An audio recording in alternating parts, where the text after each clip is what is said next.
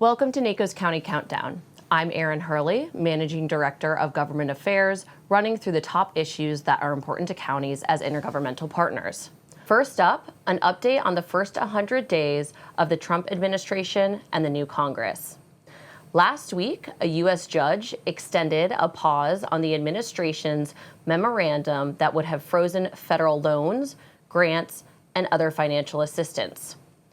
The original memorandum, which was issued by the Office of Management and Budget on January 27th, was rescinded by the agency soon after the court order on January 28th.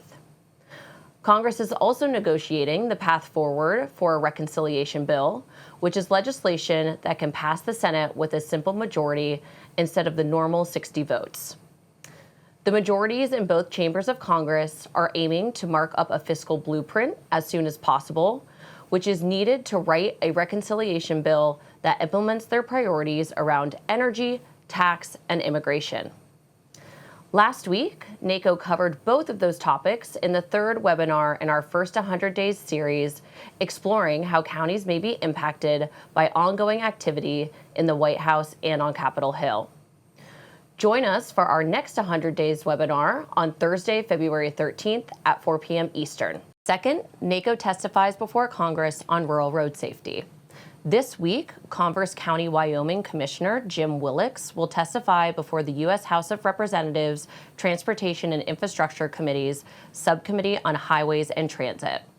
From building and maintaining roads and bridges to providing efficient transit options, counties are a driving force, connecting communities and strengthening our economy. During the hearing, Commissioner Willix will share with federal partners his expertise around the need to improve road safety in rural areas through a strong intergovernmental partnership. Next, NACo's Intergovernmental Disaster Reform Task Force priorities. Roughly 900 counties, almost 1/3 of all counties, experience at least one presidentially declared disaster each year, with many receiving multiple designations. Disasters are also becoming more frequent, more costly, and more severe. In 2024, the U.S. experienced 27 separate billion-dollar disasters, resulting in over $200 billion worth of damages and over 550 lives lost. These are some of the points that were highlighted for lawmakers during an Intergovernmental Disaster Reform Task Force fly-in that took place in Washington, D.C. on January 29th.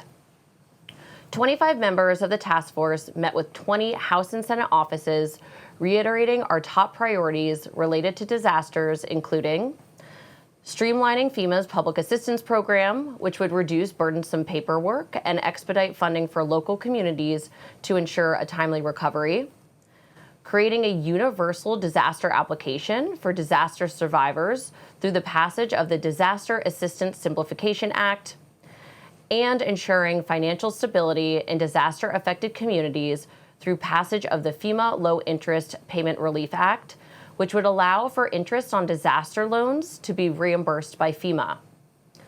NACo continues to advocate for these priorities and work with lawmakers to reintroduce critical legislation that supports individuals and communities impacted by disasters. Next up, the Laken Riley Act has been signed into law.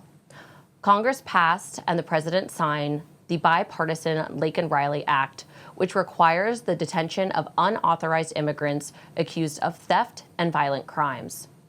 Under the new law, federal officials will be required to detain any individuals arrested or charged with property-related crimes, including theft or burglary, expanding the current list, which only includes certain serious violent crimes.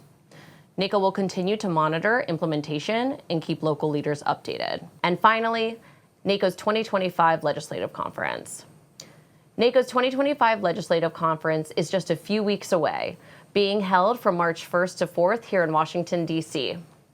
With over 2,000 county leaders joining us, participants will have the unique opportunity to hear from the new Congress and administration about shared priorities. Conference attendees will discuss a range of topics from permitting reform, environmental regulations, county and tribal relations, disaster response and recovery, public lands, and more. Don't forget to register today, and we look forward to seeing you. Thank you for watching, and visit NACo.org for all the latest information and resources.